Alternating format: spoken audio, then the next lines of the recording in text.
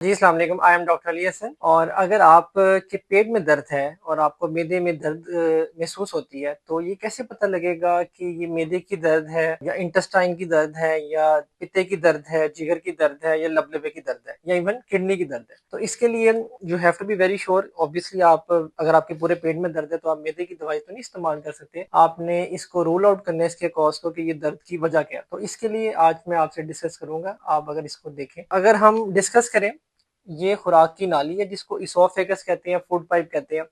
और इसके साथ नीचे जाके ये स्टमक है, मैदा, और मैदे के आगे स्मॉल इंटेस्टाइन है और फिर लार्ज इंटेस्टाइन, छोटी आंत बड़ी आंत स्टार्ट होती है। इसके बिल्कुल साथ यहाँ पे लिवर है, जिगर है, और जिगर के बिल्कुल नीचे आपका पित्ता होता है। तो ये गॉल ब्लैडर है जिसको पित्ता कहते हैं, ये जिगर है, ये मैदा है। और ऑलमोस्ट इस लोकेशन में मैदे के बिल्कुल नीचे यहाँ पे आपका पेंक्रियाज है जिसको लबलबा कहते हैं। और यहाँ पे तिली होती है जिसे हम मेडिकल में स्प्लीन कहते हैं। और ये है फ्रंट पे। अगर हम फ्रंट की बात करें तो ये आपके मैदे के स्ट्रक्चर्स हैं। अब अगर मैं आपको बताऊं कि अगर तो आपको पेट के सेंटर में दर्द है तो ऑब्वियसली ये मैदे की दर्द हो सकती है।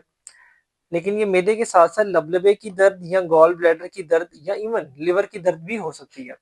तो इसको आइडेंटिफाई करना बहुत इंपॉर्टेंट है, इन चीजों को। जिस तरह अब मैं अगर आपको बात बताऊं कि अगर आपके बिल्कुल सेंटर में यहाँ पे दर्द है, तो यही मैंने आपको डायग्राम में समझाया है। ये दर्द आपके इन सारे में से लबलबे की, गॉल ब्लैडर की, मैदे की, किसी चीज की भी हो सकती है। आपके पास मोडेलिटी क्या है? आप अल्ट्रासाउंड करवा सकते हैं, आप सीटी स्कैन कर, और अल्ट्रासाउंड आपको एक मेजर आइडिया दे देता है कि ये जो दर्द आपको हो रही है ये किस चीज की है। रिमेंबर वन थिंग, अल्ट्रासाउंड में आपको मैदा नजर नहीं आता। ये एक मिसकंसेप्शन है कि आप अल्ट्रासाउंड चेक करते हैं और अल्ट्रासाउंड अगर ठीक आता है तो यू मीन कि ये आपका मैदा बिल्कुल ठीक है। अल्ट्रासाउंड में कभी भी स्टमक का वर्ड यूज नहीं होता।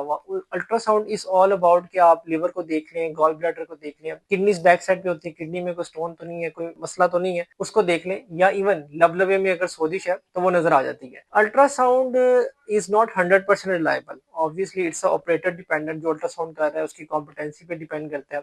और even if ultrasonologist, radiologist is very competent, तो फिर भी आप की कुछ चीजें मिस होती हैं जो कि अल्ट्रासाउंड में नजर नहीं आती। उसके लिए फिर आपको सेकंड टीयर पे सीटी स्कैन करवाना पड़ता है। और सीटी स्कैन में भी अगर कुछ चीजें क्लियर नहीं है, अगर आपका अल्ट्रासाउंड भी ठीक है और आपका सीटी स्कैन भी ठीक है, तो दैट मीन्स कि आपके जो स्ट्रक्चर है जिस हमने डिस्कस किया, गॉल ब्लैडर, लिवर, पेंक्रियास और किडनीज, ये ठीक है, लेकिन स्टिल आपको इंटेस्टाइन या मैदे का मसला हो सकता है। और उसके लिए आपको एंडोस्कोपी, कैमरे का टेस्ट देखना पड़ता है, स्टूल टेस्ट करवाना पड़ता है। और ये चीजें हैं एंडोस्कोपी, क्लोनोस्कोपी, स्टूल टेस्ट, जो कि आपके मैदे को अच्छे तरीके से आइडेंटिफाई करते हैं एज कम्पेयर टू अल्ट्रासाउंड और सीटी स्कैन। तो इस सारी वीडियो का बेसिक पर्पज ये था कि आपको अगर पेट में दर्द है तो आप मैदे की दवाइयाँ स्ट्रेट अवे खुद से ना खाएं। You have to first diagnose कि ये मैदे की जो दर्द है ये किस वजह से है, आपका कौन सा ऑर्गन अफेक्ट है। समटाइम लोग मैदे की दवाइयाँ खाते रहते हैं और बाद में पता लगता है, अल्ट्रासाउंड करवाते हैं कि इसमें पित्ते में तो पथरी है, और पित्ते की पथरी की दर्द हो रही थी जो कि वो मैदे की दर्द